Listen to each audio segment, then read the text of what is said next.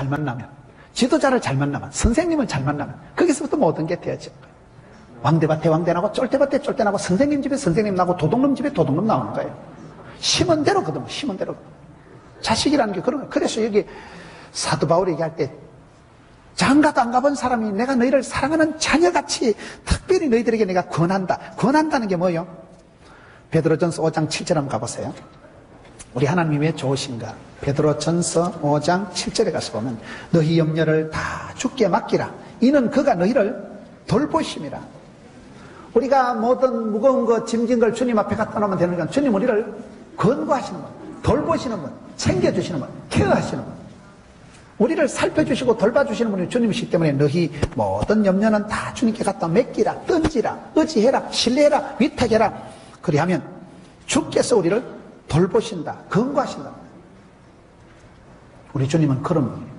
우리가 주님 앞에 물어보고 맡길 때마다 그거를 수고하고 무거운 짐을 맡아주시고 해결해 주시는 분입니다. 잠언 27장 한번 가보세요.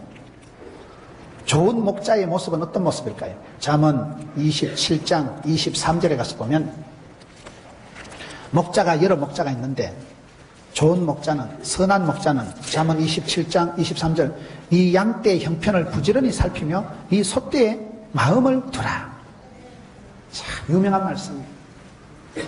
내가 구역장님을 잘 만나면 구역장님이 친정엄마보다 더 나은 이유가 뭐예요? 내 마음을 알아주고 내 형편을 돌봐주고 나를 챙겨주시는 거예요. 멀리 계신 여러분 아버지보다도 가까이 있는 구역장님이 낫습니다. 왜? 구역장님은 늘 매주 만나고 매주 나하고 기도하고 예배드리고 양떼의 형편을 부지런히 살피고 소떼에게 마음을 두라. 이것이 목자에게 요구되는 기본적인 마음의 자세예요. 항상 여러분 담임 목사님 마음은 항상 양떼들이 잘 되는 것이고 양떼들이 아프거나 다치거나 양떼들이 어떻게 되는가에 대해서 예민한 거예요. 왜요? 목자니까. 선한 목자는 양떼의 형편을 자꾸 살피다 보면 우리 양떼가 뭐가 필요하구나, 우리 교인이 뭐가 필요하구나, 필요가 알아지죠. 양떼의 형편을 부지런히 살피고 마음을 소떼에 두면 마음이 가는 곳에 정이 가고 정이 가는 곳에 손이 가고 다 가는 거예요. 우리 하나님 어떤 분이에요? 우리를 여러분 자녀같이 돌보시고 자녀같이 우리 형편을 살피시고 자녀같이 여러분 자녀가 아파 보세요. 자녀가 아파 보면 눈을 못 뗍니다. 하나님은 졸지도 주무시지 않고 우리를 지켜주는데 왜 그런지 아세요? 딱 조는 순간 죽어보가 싶어서 그런 거예요. 눈을 못 떼신다니까. 눈동자같이 사랑하신다는 게. 자녀는 여러분 애가 아파 보세요. 엄마가 밤에 잠을 못 잡니다. 이놈을 덜쳐업고 응급실을 가야 되겠나 온도를 재보고 이게 지금 돼지 독감이 걸렸는지 야가 지금 조류 독감이 걸렸는지 엄마가 얼마나 신경 썼어요. 열이 올라가 보세요. 밤에 잠을 못 잡니다. 아플수록 힘들수록 엄마는 아픈 자식을 더 챙기는 거예요. 원래 그런 말이 있어요. 똑똑한 자식은 나라에서 데려가고요. 돈 많은 자식은 장모가 데려가고요. 병든 자식만 엄마가 데리고 산다는 말이 있어요. 병든 자식만 내가 지킨다니까요. 돈 많은 거 똑똑한 거 남들이 다 데려가 버리죠. 자식이 성공해보세요. 그 출세해가지고 성공한다고요. 애비한테 전화도 안 합니다. 어버이날도 없어요. 걔는요. 성공해서 맨날 해외로 출장 다니고 하면 뭐 가정이 어디 있어. 돈 많은 것들은 장모가 다 데려간다니까요. 병든 자식이 효자한다고 병든 자식만 집에 있는 거예요. 병든 자식을 위해서 엄마가 눈을 못 떼는 거예요. 제가 어떤 어머니 얘기 들어보니까요. 목사님, 나는요 우리 아들이요 대학 안 나와도 좋고요 취직 안 해도 좋고요 안 아팠으면 좋겠대. 우리 아들이 좀 아프지만 안 했으면 좋겠대. 얼마나 힘이 들었어. 어찌할 수가 없는, 엄마가 대신 아플 수도 없고 애가 계속 아프니까 이게요 백방으로 약을 써도 안 되면 엄마 마음이 얼마나 찢어지겠어요.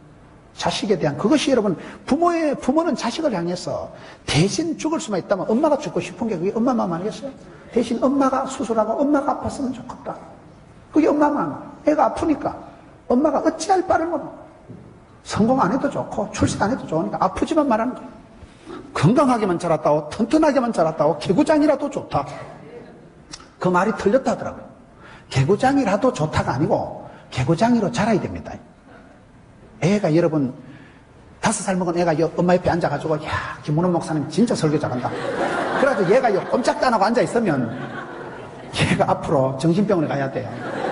애는 개구장이로 살아야 돼. 옆에 있다가 막 쪼르 나갔다가 막 엄마 씨 이랬다가 또 쪼르 들어왔다가 막 분위기 파악도 못 나가요. 개구장이라는 것은 그만큼 애가 생기 발랄하고 건강하다 그 말이에요. 애가 얼마나 주눅이 들었으면 너 이 새끼 꼼짝도 하지 말고 앉아있어. 그러면 애가 꼼짝도 못 하고 앉아있으면 안 됩니다. 그거 꼼짝꼼짝 해야 돼. 애가 꼼짝거리고 나부당거리고 쏘다니고 애들은요, 여러분, 한낮에 땡볕에 여름에 더울 때도 애들은 안 덥습니다. 걔들은 땀을 빨빨 흘리면서 돌아다니는 거예요. 땀을 질질 흘리면서 뛰다니는 왜? 애니까. 그게 건강한 거예요. 어른들은요, 덥다고 가만히 앉아있지요. 그래서 애는 생기발랄하고 건강해야 되지. 개구장이라도가 아니고 개구장이로 자라야 야생마가 준마가 된다고. 개구장이 짓을한 애들이 나중에 가면 인간성이 있고 그런 애들이 멋져버려. 애들 의리도 있고요, 애미도 알고 그런 것들이고.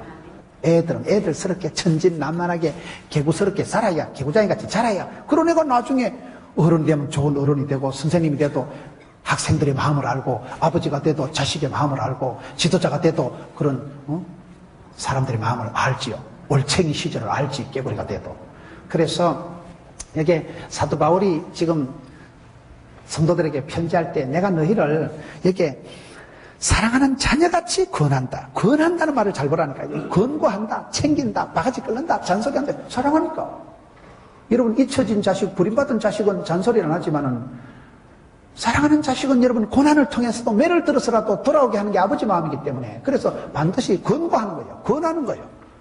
자립심이 없으면, 독립심이 없으면 헛방이기 때문에, 여러분 자녀를 키울 때 자녀는 빨리 독립하고 빨리 부모를 떠나 니도 이제 아버지가 되고 니도 어미가 될 수 있도록 그렇게 권고를 하는데, 그럼 여기 어떻게 권고할까요? 말씀 15절을 보세요. 일만 서성이 있을 때 아버지는 많지 아니하니. 세 번째, 일만 서성이 있는데 아비는 많지 않다. 서성은 많습니다. 아버지는 많지 않다는 거예요. 여러분, 우리가 신앙생활 할 때 보면 하나님은 어떻게 합니까? 하나님 선생님 이래 안 합니다. 하늘에 계신 우리 아버지라 하잖아요. 서성은 많다니까. 서성은요, 이 시대에 일리는 있는데 진리는 아닌 게 많고, 이 시대에 많은 선생은, 지도자는 있는데 2단 3단들이 많고, 정보의 홍수 속에서 정작 홍수 속에 마실 물이 없듯이 정작 정보의 홍수 속에서 엄청 사람들이 혼란한 거예요. 많은 뉴스를 접하면서, 많은 소식을 들으면서 사람들이 엄청 헷갈립니다. 때로는 뉴스를 안 보는 게 나아, 안 보는 게. 뉴스를 볼수록 새로운 소식이 아니고 혼란이 가중되는 거예요. 판단이 흐려지는 거예요. 헷갈리는 거예요. 지금은 그런 시대예요. 선생님은 많은데 진정한 사부님은 없는 거예요.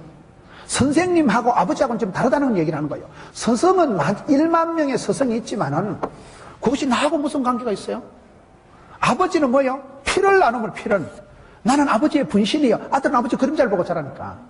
하나님을 우리가 설명할 때 하나님 선생님이라 안 하고 하나님 아버지라고 하는 이유가 그 말을 지금 얘기하는 거예요. 부권을 회복하고 아버지 자리를 찾아가고, 그게 여러분 신앙생활 잘하는 거예요.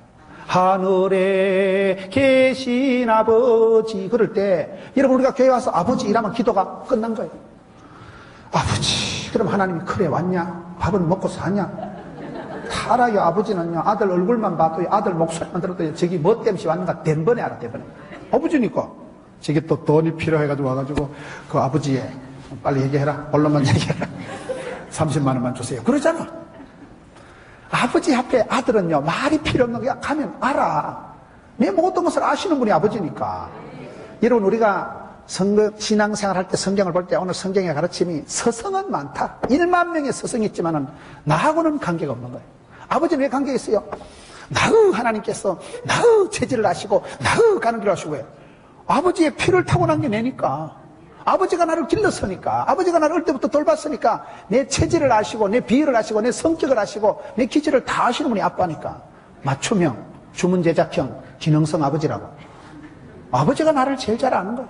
아버지가 나한테 쟤는 어릴 때부터 뭐를 먹으면 아토피가 나오고, 쟤는 어릴 때부터 기가 약하고 잘 알잖아요. 나를 가장 나의 체질을 알고 나를 사랑하는 건 아버지라고 하죠.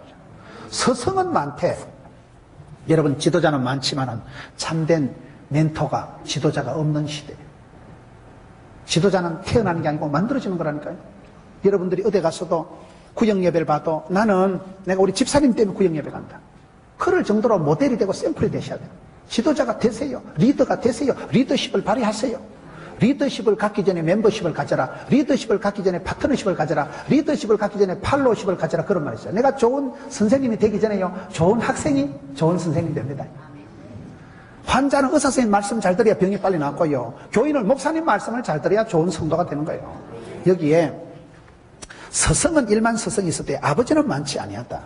목자는 많지만 선한 목자는 적고, 다 자기가 최고라고 하지만 2단, 3단 같은 것들이 많고, 여러분 짝퉁 지도자가 많기 때문에 우리가 이 시대에 많은 정보를 듣고 많은 지도자를 만나지만은 그 지도자 중에 우리 하나님 우리에게 오실 때 어떻게 오셔요? 일만 스승이 아니라 아버지같이 오신다. 아버지같이. 스승은 많지만은 아비는 적다. 아버지는 한 분밖에 없잖아요. 왜 주기도문을 시작할 때 하늘에 계신 우리 아버지라 해요? 하늘에 계신 우리 아버지요. 왜 그렇게 합니까? 하늘에 계시다는 건 이 땅에 계신 아버지하고는 차원이 다르다. 거룩하시고 영광스러우시고 우주적이고 초월적이고 전능하신 하나님. 이 땅의 아버지는 아들이 군대 가면 못 따라가잖아요. 이 땅의 아버지하고 전화하면 불통도 되지만 하늘에 계신 아버지는 걸면 걸립니다. 헤븐폰이라고 있어요. 핸드폰은 불통이 되지만 헤븐폰은 하늘나라 전화는 걸면 걸리는 거예요.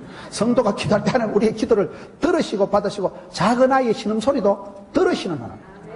여러분 아빠는 다르다니까. 아빠는요. 우리가 여러분 지도자는 많고 선생님은 많지만 나의 하나님, 나의 아버지는 다르다니까요.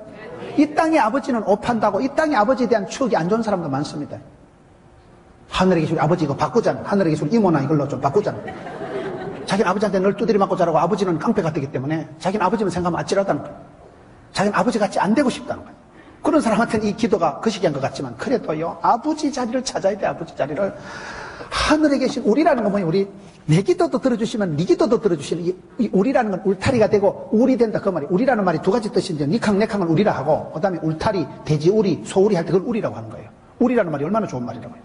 보호가 되고 버팀목이 되고 울타리가 되고 소도 기대 언덕이 있어야 비빈다는데 아버지가 든든하면 아들이 어디 가도 든든한 거예요. 아들은 아버지 그림자를 보고 자라가는 거예요. 하늘에 계신 위대하시고 전능하시고 초월적인 우주적인 그분이 우리 아빠라는 우리 아빠 아버지라는 말 들어보셨어요? 아빠라는 게 뭐예요? 애기들이 말을 배울 때 그걸 아빠라는 거예요. 어린 아들이 여러분 아빠 이러면 아버지 넘어갑니다. 어린 아들이 아빠한테 전화해가지고 엄마가 전화 바꿔주거든.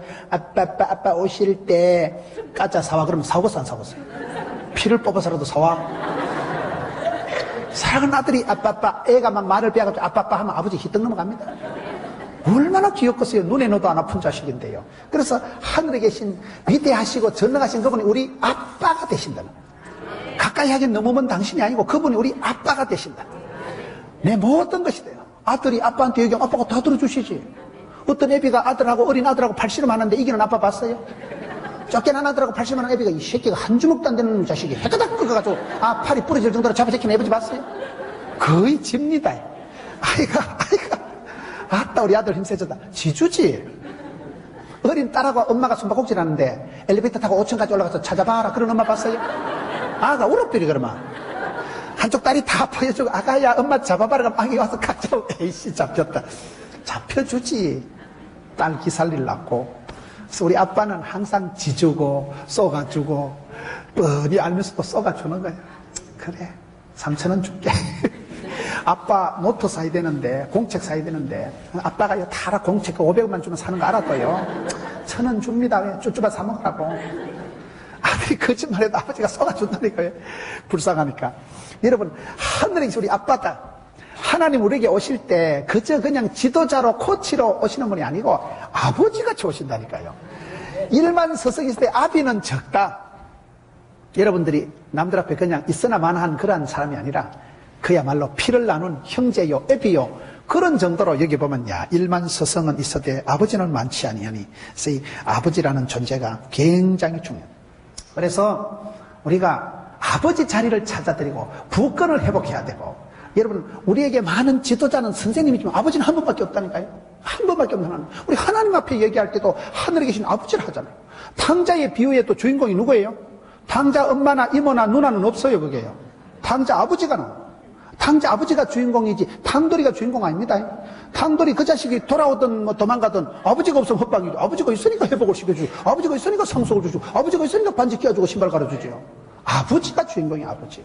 하나님 아버지의 마음은 늘 기다려주시고 쏘가주시고 얼마든지 우리를 챙겨주시는 분은 하늘에 계신 우리 아빠다. 여러분 여기에 서성이 아니라 아버지로 하나님 우리에게 찾아오신다. 시편 103편 한번 보세요. 시편 103편 13절 한번 찾아보세요. 하나님은 우리에게 어떤 분이신가? 시편 103편 13절 아버지가 자식을 긍휼히 여김같이 여호와께서는 자기를 경외하는 자를 긍휼히 여기시나니. 아버지가 자식을 불쌍히 여긴다. 아버지가 자식을 긍휼히 여김같이 우리 하나님 우리를 그렇게 불쌍히 여겨주신다. 이사야 49장으로 갑니다. 이사야 49장을 한 번 더 찾아보세요. 이사야 49장 14절 오직 시온이 이르기를 여호와께서 나를 버리시며 주께서는 나를 잊으셨다 하였거니와 여인이 어찌 그 젖먹는 자식을 잊겠으며 자기 태어난 아들을 긍휼히 여기지 않겠느냐. 그들은 혹시나 빵시나 잊어먹을지라도 나는 너를 잊지 아니할 것이라. 하나님께서 우리를 사랑하실 때 어미가 어떻게 아기를 잊어먹겠냐 말이에요. 어미가 어떻게 아들을 잊어먹겠냐 말이에요. 여러분 짐승을 키워보면 새끼 달린 짐승은 굉장합니다. 소가 미련한 것 같아도요, 송아지 팔고 나면 소가 며칠을 울어요. 어미 소가요. 여러분, 우리가 머리 나쁜 사람을 보고 새머리, 닭머리 이럽니다. 닭이 얼마나 머리가 나쁜지 아세요? 닭이요, 주인이 쫓아도요, 한 3m쯤 도망갔다 자기가 왜 도망가는지 생각을 못하는 거예요. IQ가 낮아가지고. 닭이 덩치는 건데 머리가 요따만하잖아요. 그렇게 닭이 IQ가 낮아요. 그래가지고 머리 나쁜 여자를 보고 새머리다 이런 말을 해요. 그래 닭이 머리가 나쁘지만은 주인이 쫓으면 도망갔다 3m 갔다 돌아와가지고 또 지기작대기 두드려 맞고 빗자루 멍당이 꼬무신에 두드려 맞는 게 닭머리지만은 닭이 새끼 달린 암탉은 독소리 수준입니다. 새끼 달린 암탉 건드리면 죽어요. 눈알을 뻐벅을 뚫지 덤빕니다. 왜? 새끼를 보호하려고 할 때 엄마는 어미소는 어미 짐승은 거의 맹수 수준이라니까요. 왜? 새끼를 보호하려기 위해서는 자기가 죽더라도 덤비는 거예요. 그래서 암탉이 병아리 달린 암탉은요 굉장히 무섭습니다. 사람 눈을 뻐벅먹듯이 덤빈다는 거예요. 자기 몸을 던져서 새끼를 보호하는 게 어미의 본능이기 때문에 어미가 젖먹는 자식을 잊어먹을지라도 하나님 우리를 기억하신다. 하나님 우리를 돌보신다. 긍휼히 여기시고 불쌍히 여기신다. 우리 하나님은 여러분 우리가 신앙생활 잘한다는 것은 하나님을 잘 이해해야 돼요. 하나님은 누구신가? 이사야 40장 한번 가보세요. 저는 제가 많이 피곤하고 힘들 때 한 번은 이사야 40장을 보는데 이사야 40장 27절 야곱아 어찌하여 네가 말하며 이스라엘아 어찌하여 이러기를 여호와께서 내 길은 여호와께 숨겨졌으며 내 송사는 하나님께서 벗어난다느냐. 옛날 성경에 보면 하나님은 어떻게 네 원통함을 모르고 하나님은 네 기도를 안 들어주신다고 그렇게 생각하냐. 28절에 너는 모르느냐 알지 못하냐 듣지 못하냐. 우리 하나님은 어떤 영원하신 하나님, 임시적이고 찰나적이고 순간적이고 그런 하나님이 아니고 영원하신 하나님, 변함없는 하나님은 땅끝까지 창조하시고 한 개도 피곤하지 않는 하나님, 곤비지 않고 명철이 지혜가 한이 없으신 하나님, 피곤한 자에겐 능력을 주시고 무능한 자에겐 힘을 더하시고 소년이라도 피곤하고 장정이라도 쓰러지고 자빠지되 하나님을 바라보는 사람 우러를 앙자 발을 망자 새 힘을 얻으리니 더욱 술이 날개치가 올라갈 것이요.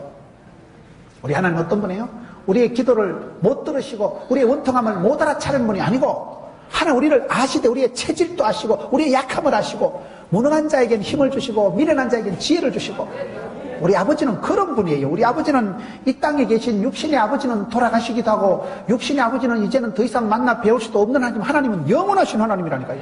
명철이 지혜가 한이 없으신 하나님. 이 땅의 아버지는 오판에서 부도도 나고 이 땅의 아버지는 오판에서 정권 투자했다 홀라당 날아갈 수도 있지만은 이 땅의 아버지는 처자식 고생시킬 수도 있지만 하늘에 우리 아버지는 명철이 지혜가 한이 없으시나 그런 아버지를 우리가 하나님으로 믿고 우리는 그분의 사랑받는 자녀이기 때문에 신앙생활은 여러분 아버지를 잘 찾고 아버지를 잘 만나는 것인데 여기 보세요. 4장 15절 그리스도 예수 안에서 내가 복음으로서 너희를 낳았다. 이게 굉장한 말씀입니다. 여기 보면 네 번째 15절 하반절에 보면 사도 바울이 뭐라고 합니까? 그리스도 예수 안에서 복음으로써 낳았다. 안에서 그리스도 예수 안에서 그 다음에 복음으로 그 다음에 여섯 번째는 낳았다. 사도 바울은 장가를 안 간 사람인데 사도 바울이 성도들을 얘기할 때 내가 너를 낳았다는 거야. 낳았다는 거야. 어떻게 해요? 그리스도 안에서 안에서가 중요하다는 게 바울의 신학에 있어서 중요한 거는 엔 크리스토스 어찌 말했어요? 붙어 있으면 포도나무 가지는 저절로 자라고 그래서 안에 있으면 되는 안에 있어야 안에 밖에 나가면 안 돼요. 떨어지면 죽어요. 물을 떠난 고기가 살 수 없듯이 포도나무 가지가 줄기에서 떨어지면 말라 죽지요. 안에 있어야 돼. 안에 있어야 돼. 아무리 싱싱한 나무 가지도 꺾어가지고 땡볕에 온열에 한나절만 남겨도 보세요. 바짝 꼬실해져서 저녁에 불 붙이면 싹둑 꼬지지 꼬시시하고 차버려. 한 방에 사라져. 안에 붙어있을 때 살아있고 붙어있을 때 잎이 나고 열매가 맺죠. 안에서 우리는 주 안에서 항상 엔 크리스토스 그리스도 안에 붙어있는 게 신앙의 중요한 거예요. 포도나무 가지의 비밀은 붙어있으면 되는 거예요. 복음으로써 내가 너를 낳았다. 낳을 때 이게요, 복음으로써 낳았다. 복음으로써 낳는 게 뭐예요? 순수 복음, 오직 예수, 절대 기도, 오직 말씀, 오직 은혜로. 우리가 신앙생활 할 때 순수한 신앙이 중요한 게, 순수 복음이 중요한 게, 여러분, 내가 너를 전도했다. 내가 너를 복음으로 낳았다는 것은 내가 너를 전도해서 하나님의 자녀를 만들었다. 그 말이거든요. 원래 우리는 진노의 자식인데 예수를 믿으면 소속이 신분이 달라진다. 그 말이에요. 그리스도 때문에 예수님 안에서 누구든지 그리스도 안에 있으면 새로운 피조물이 되기 때문에 소속 신분 다른데 복음으로서 낳아야 된다. 복음으로서. 내가 뭐 빵 사줘가지고 꼬셔가지고 인간적으로 친해가지고 낳는 거는 다 뒤탈이만. 하나님은 전도에 미련한 것으로 우리를 구원해 주시는데 믿거나 말거나 때를 얻든지 못 얻든지 복음을 전파하면 하나님 말씀은 살아 운동력이기 때문에 이상해요. 사람이요. 여러분 친구를 만나서 얘기할 때도요, 소금으로 고르게 함같이 하나님 말씀으로 충고하는 게 제일 낫습니다. 충고해보세요. 바가지 끌고 잔소리 해보세요. 안 좋아합니까? 별로. 자존심 상하는 거예요. 네가 뭔데 나한테 잔소리하는 거예요. 그런데요, 성경 말씀을 딱 던져주면요, 그것은 별로 안 좋아도 집에 가서 생각나. 집에 가서 자꾸 그 말씀이 생각이 나면서 말씀이 치료하는 광선을 바라고, 사람이 떡으로만 살 것이 아니라 한 입으로나 모두 말씀으로 살기 때문에, 그래서 복음으로서 사람을 낳아야 돼요. 복음으로서. 복음을 제시할 줄 알아야 돼요. 하나님은 사랑이시다. 사람은 죄인이시다. 예수 그리스도가 오셔서 우리의 모든 죄와 허물을 덮어 쓰시고 누구든지 예수를 믿으면 이제 신분이 달라지고 새로운 피조물이 되었다. 성경 말씀 신구약을요 5분 만에 30분 만에 프리젠테이션 할 수가 있어야 돼요. 복음을 제시할 수 있어야 됩니다. 여러분 복음에 대해서 정통하셔야 되고, 복음에 대해서 복음으로서 낳는 게 이게 순산이고 이게 뒤탈이 안 나는 거고, 이게 제일 좋은 방법이에요. 복음으로 친구되고 복음으로 말씀으로 친해지고 은혜로 우리가 하나 돼야 되지, 다른 건 오래 안 갔더라고요. 돈 때문에 만난 친구는 사라지고요, 인간 정 때문에 사는 친구는 인정사정 따라가다 보면 맨날 상처받고 삐끼고 깝치고 이래 되더라고요. 그래서 여기 사도 바울이 할 때 내가 너를 복음으로 낳았다. 성경 말씀 한번 찾아보세요. 이 복음으로 낳았다는 말씀이 갈라디아 4장 19절 한번 가봅시다. 사도 바울은 장가도 안 간 사람이지만은 갈라디아 4장 19절에 가서 보면, 나의 자녀들아 너희 속에 그리스도의 형상을 이루기까지 다시 너희를 위하여 해산하는 수고를 하노니. 사도 바울이 성도들을 부를 때 꼭 자녀로 부른다니까요. 내 아들아 이렇게 부르. 자녀들아. 사도 바울은 결혼을 안 한 사람이에요. 그런데 왜 자녀라고 합니까? 너희 속에, 너희 안에 그리스도의 형상을 이루기까지. 이게 갈라디아 4장 19절에 보면 그리스도의 형상을 이루기까지. 우리의 신앙의 목표는 하나님을 닮는 거예요. 믿음의 쪽에 온전케 하신 예수를 닮아가고 예수님 닮은 게 그게 경건한 것이고 예수님처럼 살아가는 게 그게 신앙생활이라는 거예요. 그리스도의 형상을 이루기까지, 예수님을 온전히 닮기까지, 성숙하기까지, 경건미가 생기기까지 다시 너희를 위하여 해산하는 수고를 한다. 사도 바울은 남자지만은 산통을 치룬다는 거예요. 여러분, 우리가 한 사람을 키운다는 것은, 한 사람을 만든다는 것은 산통을 치러야 됩니다. 사도 바울은 성도들을 대할 때 자녀들아 내가 너희를 낳았다니까요. 남자가 여러분 한 아이를 낳을 만큼 10달을 품고 다 이우나 고우나 품고, 그거를 애가 여러분 철이 없을 때 얼마나 해산의 수고를 하고 애를 키운다니 얼마나 힘들겠어요. 여러분 엄마가 애를 키울 때 이 자식이 한 달이 됐는데 영어도 못하고 그런 엄마 봤어요? 엄마가 애를 키울 때 이 자식이 일주일이 됐는데 뛰어다니지도 못하고 그런 엄마가 없어요. 엎어지고 자빠지고 똥 싸고 오줌 싸고 해도요, 그걸 다 안아주고 품어주고 산통을 치르고 애가 성장하기까지는 평생을 돌봐주고, 평생 밥 먹여주고 입혀주고 씻어주고 병원 데리고 다니고 평생을 챙겨주는 그거의 해산의 수고라고 합니다. 우리 하나님 우리를 그렇게 만드신 거예요. 사도 바울이 지금 성도들을 얘기할 때 자녀들아 내가 그리스도의 형상이 이루기까지, 너희들이 온전해지고 성숙해지기까지 내가 너희를 낳았다. 해산의 수고를 치렀다고 하는데요, 오늘 우리의 만남이 너무나 인스턴트한, 우리의 만남이 너무 스치고 지나가는 거예요. 실패하는 사람의 특징은요, 친구 관계가 소홀하다는 거예요. 만남의 인연을 소중히 못 여기고 다 떠내기같이 지나가는 사람 같이 하니까 맨날 군중 속의 고독이요, 지 혼자만 왕따 당하고 내 편도 없고 친구도 없고 애비도 없고 그렇게 된다는 거예요. 여러분, 성공하는 사람은 만남의 순간을 소중히 여기고 친구 관계가 관계 지수가 높아서 하나님이 우연이라도 복을 주시고 하나님은 만남을 통해서 축복해 주시지. 그래서 여러분 만남을 가질 때 한 사람을 알아간다고 할 땐 그 사람을 산통을 치룰 만큼 사랑하라는 거예요. 여러분 참 우리가 사람을 사귀어보면, 저는 목회자인데도요, 우리 교인들이 그렇게 많은데도 참 알 수 없는 게 사람이야. 똑같이 똑같이 설교를 해도요, 어쩌면 그렇게 오해를 하고, 어쩌면 그렇게 이해를 하는지. 천차만별이야, 천차만별. 지 마음대로 받아들이는 게 그게 설교도만요. 그래서 자기가 부끄러움이 있고 자상이 꾸겨져 있고 소위 내적으로 문제가 있는 사람은요, 멘탈이 문제가 있는 사람은 그거를 곡해를 해요. 목사님, 왜 저를 자꾸 치십니까? 나는 친 적 없다니까 지가 맞았지. 내 마음 짚고 남 얘기한다고 내 마음이 일그러지고 내 마음이 상처가 많은 사람은요, 꼭 곡해를 해요. 꼭 오해를 합니다. 꼭 사람이 이상하게 빽딱하게 받아들여요. 그게 문제예요. 그게 문제예요. 건강한 사람은 수용성이 있는 거예요. 건강한 사람은 뭘 먹어도 소화를 하잖아요. 내가 여러분 장염이 있고 내가 과민성 소화장애가 있을 때는요, 물을 바꿔 먹어도 설사해 버립니다.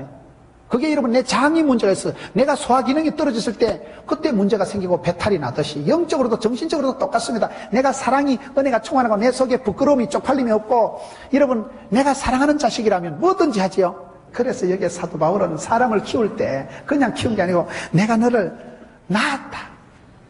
빌레몬서 한번 찾아보세요. 성경 빌레몬서 1장. 빌레몬서는 구약에 있을까요? 신약에 있을까요? 신약에 있어도 이거 보통 못 찾아. 그러니까 그냥 제가 가르쳐 드릴 테니까 351페이지를 찾아보세요. 빌레몬서 찾으면 헷갈려 사람들이. 351페이지에 빌레몬서가 있는데요. 빌레몬서에 가서 보면 사도 바울이 어떻게 사람을 얘기하는가 하면 빌레몬서 1장 10절에 갇힌 중에서 낳은 아들 오네시모를 위하여 네게 간구하노라.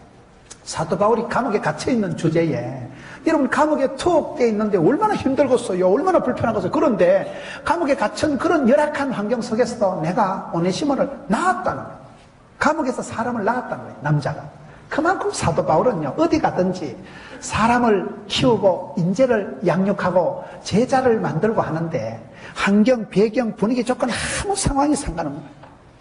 배경이 아무 상관이 없는 거예요. 조건에 상관없이 초월적인 삶을 살아가는 사람이 성도입니다. 사도 바울은 감옥에 갇힌 중에서도 그를 낳았다.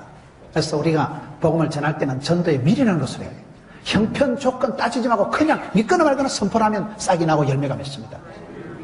다시 고린도전서 4장으로 돌아가서 이제 마무리를 하겠습니다.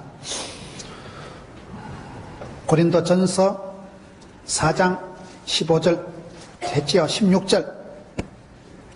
그러므로 내가 너희를 권하노니 너희는 나를 본받는 자가 되라. 사도 바울이 여기 와서 7번째, 나를 본받으라. 우리가 사도 바울의 신앙을 보면요, 사도 바울은 항상 여기 보면 자기가 예수 만나고 난 뒤에 해방자요, 피팍자요, 그런 악질적인 사도 바울이 예수를 만나고 난 뒤에 다메섹 도상에서 예수를 만나고는 완전히 변화돼요. 그래서 사도 바울이 자기를 소개할 때 편지를 보면요, 하나님의 뜻으로 사도된 나 바울은 너희들에게 편지하노니 존말할 때 들어라. 너무 자신이 당당한 거예요. 하나님의 뜻으로 말미암아 주 예수 그리스도의 사도된 나 바울은 이래 나오는데, 사도 바울이 예수님하고 악수 한번 해본 적이 없습니다. 사도 바울이 예수님 설교 한 편 들어본 적이 없습니다. 사도 바울이 예수님한테 제자 훈련 성경 공부 1시간 해본 적이 없어요. 그런 사도 바울이 다메섹 도상에서 환상 중에 한 번 주님을 배웠고 난 뒤에 하나님의 뜻으로 말미암아 주 예수 그리스도의 사도된 나 바울은 하나님이 나를 여기까지 이끌으시고 하나님 나를 인도하시고 하나님 나를 부르시고 하나님 나에게 소명 사명을 주셨다는 거예요. 한 번 환상 중에 비몽사몽 중에 예수님 만나고도 확실히 변화된 사람이 사도 바울이라니까요. 모든 과거는 뒤로 하고 뒤의 것은 잊어버리고 표대를 향해서 달려가는데 너무나 당당한 거예요. 나는 주 예수 그리스도의 사도, 하나님이 나를 보내셨고 나는 주님 때문에 변화의 주인공이고, 그렇게 자기를 소개하고, 사도 바울이 여기 말하는 것은 나를 본받아, 나를 본받아. 자기를 샘플로, 롤 모델로 자기를 내세우는 거예요. 얼마나 확신이 있었으면, 얼마나 여러분 사랑이, 기쁨이 넘쳤으면, 여기 보면 나를 본받으라. 아예 자기를 그냥 모델로 딱 내세우는 거예요. 꼰대있게 하는 거예요. 사도 바울은 교사요, 설교자요, 선교사요, 아버지요. 장가도 안 본 사람이 자기를 계속 지금 아버지로 얘기한다니까요. 사도 바울 보세요. 빌립보 4장 11절에 나는 어떤 형편이든지 일체의 비결을 배웠노라. 가난한 데나 그런 데나 어떤 형편이든지 자족하기를 배웠노라. 배워서 터득해서 숙지해서 자기화, 바울의 버전, 바울의 고백이 나와요. 사도행전 20장 한번 가서 보세요. 저는 사도행전 20장을 보면 가슴이 불렁불렁하는 거예요. 사도행전 20장에 가서 보면 사도 바울이 자기 신앙생활을 어떻게 얘기하는가 하면요, 20장 22절 보라 이제 나는 성령에 매여 예루살렘으로 가는데 거기서 무슨 꼬라지를 당할지 모른다. 오직 성령이 각성해서 내게 정언하고 결박 환난 나를 기다린다 하시나 내가 나의 달려갈 길과 주 예수께 받은 사명 하나님의 은혜의 복음을 전가하는 일을 마치려면 나의 생명조차 조금도 그냥 여기지 않으노라. 사도 바울이 보세요. 보라 이제 나는 간다. 환난 핍박 덤비라 이 작것들아.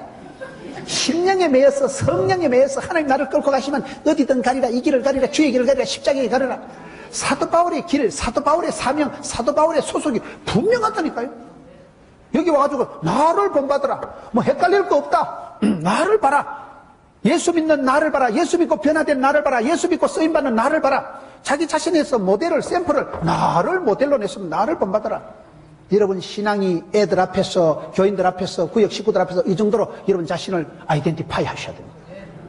내 믿음, 내 신앙, 내가 내 입술로 고백하고 내 마음으로 믿고 내 마음속에 머릿속에 예수 믿어서 변화되고 우울증이 사라지고 예수 믿어서 나는 사랑받고 은총받은 자라는 확신을, 사랑의 확신, 응답의 확신, 인도의 확신을 가지고 사도 바울같이 나는 주 예수 그리스도의 사도 되었다. 나는 간다는 거요. 이 길을 가는데 예루살렘으로 가는데 성령에 매여 심령에 매여서 가는데 무슨 꼬라지를 담해도 까딱없다. 감당치 못할 시험은 없다. 누가 나를 끊으려. 그런 사도 바울이 자신을 모델로 내세울 만큼 얼마나 확신에 찬 신앙을 하냐 이 말이에요. 계속해서 한번 보세요. 고린도전서 4장 우리가 16절을 봤고요. 17절을 한번 보세요. 이로 말미암아 내가 주 안에서 내 사랑하고 신실한 아들 디모데를 너에게 보내었으니 생각나게 하리라. 여기 와가지고는 또 디모데를 얘기할 때 디모데를 뭐라고 해요? 자기 아들이라 한다니까요. 디모데는 여러분 남자예요. 여기 지금 사도 바울은 결혼도 안 한 남자가 여자도 아닌 사람이 또 디모데를 할 때 내 사랑하는 아들을 디모데를 너에게 보낸다. 그래서 디모데가 믿음의 후계자가 되는 게 보면 사도 바울이 자기를 낳았다는 거예요. 디모데가 왜 성공했어요? 믿음의 아버지 바울을, 선생님을, 멘토를, 대빵을, 지도자를, 모델을 잘 만났고 그 아버지 그 아들이죠. 그 다음에는 외할머니 로이스의 사랑을 받은 디모데처럼, 외할머니 메들린 더넴의 사랑을 받은 오바마처럼, 여러분 여기 디모데를 지금 모델로, 샘플로 내 사랑하는 아들 디모데를 누구한테 보낸다. 디모데 봐봐라. 대부분 생각나지? 여러분 어디 가든지 우리가 믿음의 증거가 있어요. 여러분들이 낳은 아들이 어디 있어요? 여러분, 내가 복음 전해서 때로는 내가 학벌도 그 아주머니보다 낮고 나는 아파트도 그 아주머니보다 없고 그 아버지보다 내가 경제적으로 학적으로는 모자랄지 몰라도 전도의 미래라는 것이 좀 복음으로 나으면, 복음을 전하면, 복음은 살아 운동력이 있어서 그 사람이 아주머니가 예수 믿고 변화되고 그러면 달라지는 거예요. 초대교회 로마 제국 치하에서는 얼마나 기독교인들이 잘했는가 하면요, 대로마 제국 밑에서 그리스도인이 1%밖에 안 됐다 그래요. 근데 1% 중에서도 절반 이상은 노예들이라 그래요. 근데 이 노예들이 복음을 전하는데 거침없이 전하는 거예요. 노예 주제에 끌려온 시다바리 주제에, 노예 주제에 대감마님한테도 복음을 전하고 황제 어머니한테도 복음을 전하고. 그래서 황후마마가, 여러분 황후마마가 예수를 믿은 거예요. 그래서 AD 313년에 콘스탄틴 황제 어머니가 예수를 믿어가지고 AD 313년에 콘스탄틴 황제가 엄마가 너도 예수 믿으라 해가지고 대로마 제국 때 기독교를 국교를 만들어버린 거예요. 그런 로마 시대는 여러분 교인은 1%밖에 안 되고 절반 이상은 무섬살이 파출부 해먹는 주제에 사모님한테도 복음을 전하고 사장님한테도 복음을 전하고 이래 놓으니까 역동적인 크리스찬들, 펄떡거리는 물고기처럼, 여러분 그때는 창조적인 소수라고 살아있는 그리스도인들이 가서 복음으로 자식을 낳는데 대감마님도 낳아버리고 사장님도 낳아버리고, 그래서 초대교회가 역동적으로 초대교회가 카타콤에 갇히고 그런 환란을 겪으면서도 기가 죽지 않는 거예요. 살아 펄떡거리는 물고기처럼 독수리 날개침같이 야생초같이 해가지고, 그래서 초대교회가 급속도로 팽창되고 세계로 열방으로 뻗어나간 거예요. 오늘 또 여러분 그러십니다. 사도 바울이 여기 지금 디모데를 내가 너를 낳았다고 소개한다니까요. 여러분들이 낳은 사람이 몇 명 있어요? 어디 있어요? 우리가 신앙생활을 그렇게 해야 되는 거예요. 창조적인 신앙생활 하세요. 내가 복음을 전하면 그 사람 예수 믿고 나면 팔자를 거치고 그 사람이 또 다른 사람을 복음을 전하고 그 사람이 여러분 태백시장 되고 그 사람이 대통령하고 그 사람이 박사가 되고 그 사람이 장군이 되고 그 사람이 스타가 되면 되죠. 여기 지금 그걸 얘기하는 거예요. 성공 사례로 지금 사랑하는 아들 디모데를 보내는 거예요. 계속 얘기를 지금 서성이 중요한 게 아니고 아버지가 중요하다.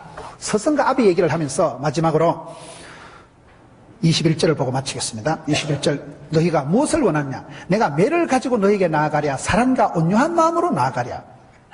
여러분, 우리가 하나님을 만날 때 내가 자녀가 여러분 어떻게 만날 수 있을까요? 자녀가 전교에서 1등 해가지고 오면 그날 아버지가 빨리 퇴근하시길 바라겠어요? 늦게 퇴근하시길 바라겠어요?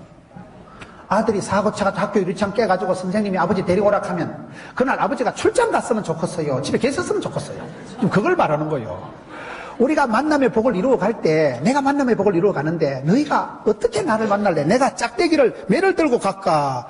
사랑과 온유한 마음으로 나아갈까? 시편 18편 한번 보세요. 시편 18편 보면 하나님은 만유에 충만하시고 어제나 오늘이나 동일하신 하나님이신데 하나님을 믿는 사람들의 신앙을 따라서 완전히 달라져요. 시편 18편의 25절에 보면 자비로운 자에겐 자비롭게 나타나시고 완전한 자에겐 완전하심을 보이시고 깨끗한 자에겐 주의 깨끗하심을 보이시고 사악한 자에게는 주의 거스리심을 보이신다.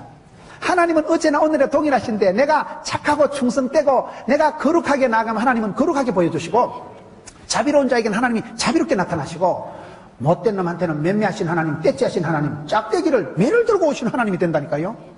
하나님은 한 분이신데 저와 여러분이 어떻게 신앙하느냐, 어떻게 예수를 믿느냐에 따라서 하나님을 만나는 게 달라요.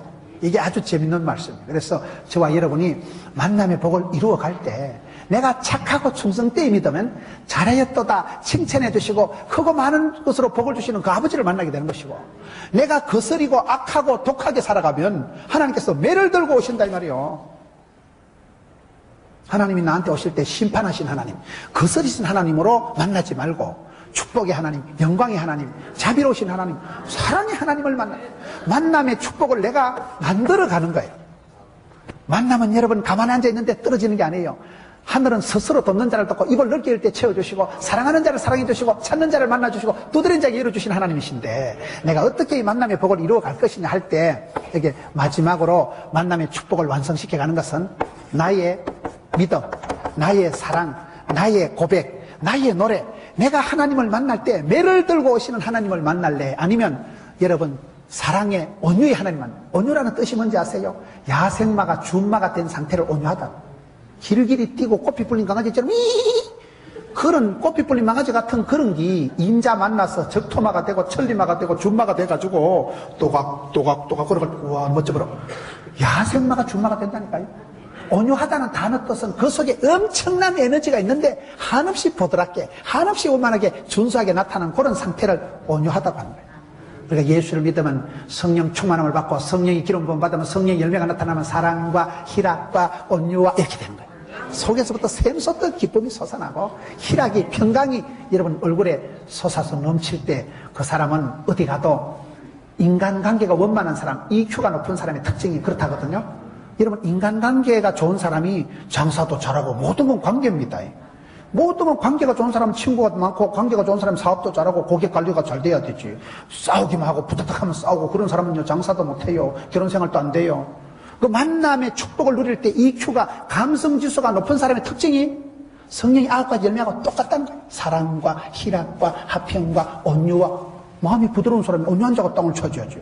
희락, 마음이 어제머리 샘솟도 기쁨이 넘치는 사람은 어디 가도 기쁨이 되고 사람들을 기분 좋게 하고 화사하게 하고 그래서 오늘 말씀은 이 세상에 우리 하나님은 스승으로 오시는 게 아니고 우리에게 아버지같이 아비가 자녀를 긍휼히 같이 오시고 그 아비가 어떻게 되냐 이 말이에요. 사도 바울은 남자지만 내가 너를 낳았다고 얘기하듯이 오늘 이 시대도 복음으로써 성도를 낳고 전도의 열매를 맺고 여러분 그리고 내 자신이 그 축복을 만남의 축복을 잘 감당할 수 있을 정도로 내 속 사람을 새롭게 하세요. 늘 내 자신을 내가 나를 치유해야 됩니다. 우울증은 제가 봤을 때요 남이 도와주는 게 아니에요. 우울증이고 무기력이 있고 불안증이 있는 것은요 지가 고쳐야 돼. 지가 고쳐야 돼. 자생력을 갖춰야 돼요. 자기 스스로 면역성을 갖춰야 돼요. 왜요? 어떻게 합니까? 성경을 보면 하나님을 믿으면 하나님의 사랑의 높이와 깊이와 넓이를 알아갈수록 아 우리 하나님은 내 아버지가 되시는구나. 아버지라는 것은 자식이 아파도 아버지고 무식해도 아버지고 사고를 쳐도 아버지라니까요. 변함없는 끊을 수 없는 그 사랑으로 나를 사랑해 주시는구나. 그 하나님의 사랑의 높이와 깊이와 넓이를 알아갈수록 나 자유 얻었네, 나 기쁨 얻었네. 그래서 내가 하나님을 알아가고 하나님은 나를 도우시는 자요 내 편이시여 내 아버지라는 걸 깨닫고 나면요 이 하나님의 사랑을 깨닫고 나면 우울증이 사라집니다. 우울증이 틈이 생길 여지가 없는 거예요. 그래서 내가 성경을 알아가고 하나님을 알아갈수록 내가 만남의 축복을 엮어갈수록 영적으로 하나님 아버지를 찾아가고 만나고 알아가고 육신적으로 아버지를 내가 효도하고 존경하고 받들고 나도 애비가 되고 나도 결혼해서 좋은 친구를 만나고 나도 이제는 자식을 낳듯이 그렇게 복음으로서 사람을 낳으면 그 인간관계 속에서 하나님 아버지의 사랑을 깨달아가는 거예요. 그런 사람은 어느 날 우울증이 호련히 사라지고 어느 날 무기력함이 사라지고 사랑하며 섬기며 살아가고 싶고 사람 인간관계가 화사해지고 밝아지는 거예요. 저는 우울증도 어떻게 하면 예수 믿으면 설교 한 편 잘 들으면 찬양 한 곡을 잘하면 거기서 우울증이 사라지고 하나님의 사랑을 깨달으니까 나는 알았네, 나는 보았네, 나는 찾았네. 만남의 축복을 누려갈수록 내 속에서부터 하나님 나를 축복의 통로로 쓰시기 때문에 그 사람은 시집을 가면 가문의 영광이요, 회사 들어가면 그 사람 때문에 여러분 재물이 되고 인재가 되고 재산이 되고 그 사람 때문에 축복의 통로로 쓰시기 때문에 어디 가든지 존경받고 사랑받고 그런 사람이 될 수 있는 거예요. 하나님이 우리를 어떻게 사랑하시는가? 오늘 성경의 사도 바울은 성도들을 향해서 낳았다, 자녀들이다, 아버지가 자식을 긍휼히 여기지 한다는 이 말씀을 통해서 이 시대의 영적인 자상, 영적인 아버지를 잘 만나고 또 나도 이제는 아버지가 되세요. 여러분들이 어머니가 되시고 아버지가 되셔서 건강한 어머니, 훌륭한 아버지가 되셔서 여러분들 설화에도 많은 믿음의 족보가 이루어지는 복의 근원을 이루어가는 여러분 되시기를 축원합니다.